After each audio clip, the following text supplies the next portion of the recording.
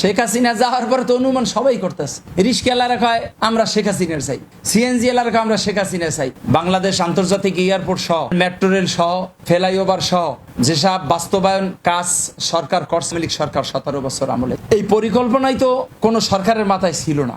কাজ করতে যাইয়ে যদি কেউ চুরি চেঁচামি করে, বাংলাদেশে একজন ইমাম সাহেবের যদি আপনি 1000 টাকা দেন, কথার প্রশংসা আমার কথা টানতে হয়, মসজিদের ইমাম সাহেবের যদি আপনি 1000 টাকা দেন যে আমার বাবারে আপনি 1000 টাকা দিলাম যে আমার বাবার জন্য একটু দোয়া করবেন, এই যে 14 বার তিনি তার বাবা মারে বেচতে নেবে ওই 1000 টাকার জন্য।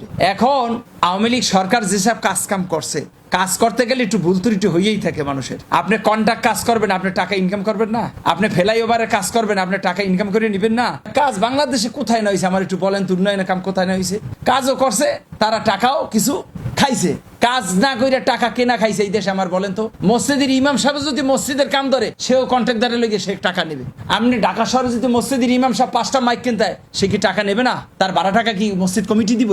প্রত্যেকটা খাদে, প্রত্যেকটা মসজিদ বলেন, মাদ্রাসা বলেন, মাজার বলেন, খানকা বলেন, আওয়ামী লীগ বলেন, জামাত বলেন, হেফাজত বলেন, সরবনাই বলেন, যে সরকারি আমলে বাজেট হবে, প্রত্যেকটা সরকারি আমল থেকে কাজ করতে যে কম বেশি টাকা তারা খাইবে, এটা দোষের কিছু না।